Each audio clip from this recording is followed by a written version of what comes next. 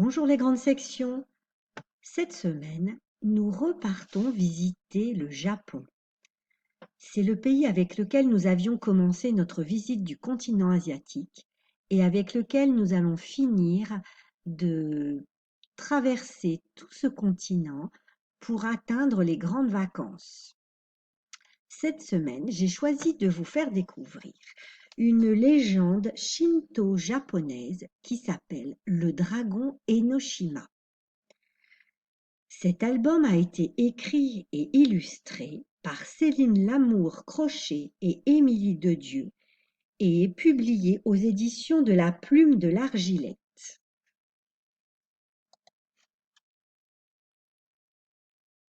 Le dragon Enoshima. Il y a de cela très longtemps, vivaient au Japon de nombreux dragons. Certains étaient gentils et aidaient les hommes dans leur vie quotidienne. D'autres, en revanche, étaient cruels et sanguinaires. Le dragon Enoshima faisait malheureusement partie de la deuxième catégorie. Il vivait seul dans une grotte sous-marine, non loin des côtes japonaises. Enoshima était terrifiant. Sa puissante mâchoire contenait des milliers de dents aiguisées.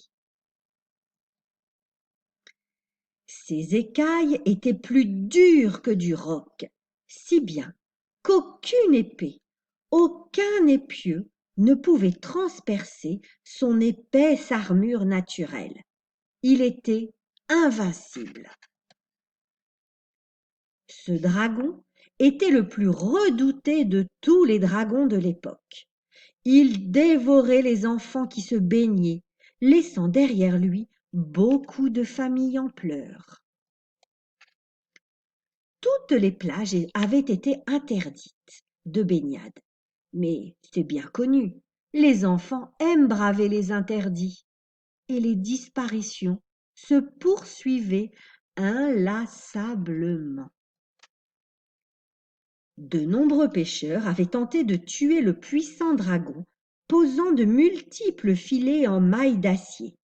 Mais sans succès.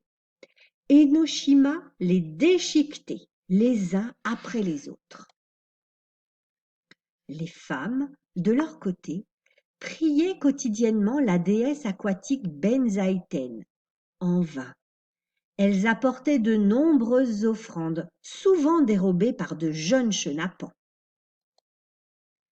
Un jour pourtant, les courants marins se déplacèrent légèrement, emportant avec eux les multiples prières.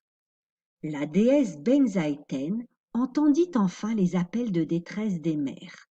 Elle se dit que trop de sang avait été versé. Et pourquoi?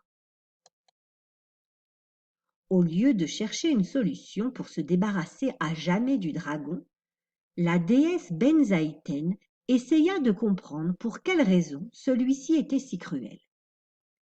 Elle l'observa ainsi pendant plusieurs jours. Le dragon était toujours seul. Personne ne venait lui rendre visite. Pas même un requin, ni même la gigantesque pieuvre. Personne.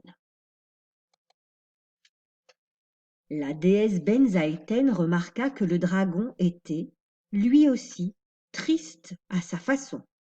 Sa solitude lui pesait. Il n'avait personne à qui parler ou avec qui partager son quotidien. C'est alors qu'elle eut une idée. Il y avait effectivement une unique solution pour rendre tout le monde heureux. Elle retourna alors auprès du dragon. La déesse suréleva sa grotte, créant ainsi une île, l'île d'Enoshima. Elle fit ensuite apparaître des arbres, des plantes et des fleurs, parant ainsi l'île de 1000 couleurs. Aussitôt, des papillons s'envolèrent et des oiseaux gazouillèrent dans le ciel. Le dragon, devant un tel spectacle, sourit pour la première fois depuis bien longtemps. Benzaïten s'approcha alors doucement de lui et déclara: « Enoshima, Ton cœur est noir de douleur. Tu souffres tout seul. Les humains souffrent également de la perte de leurs enfants. Je te propose de te marier avec moi, à une seule condition, de ne plus jamais tuer quelqu'un. Le dragon accepta aussitôt. Enoshima et Benzaïten vécurent heureux sur leur île et eurent de nombreux enfants. La vie put reprendre son cours normalement sur les rives du Japon. Depuis, les hommes et les femmes continuent à rendre hommage à Benzaïten.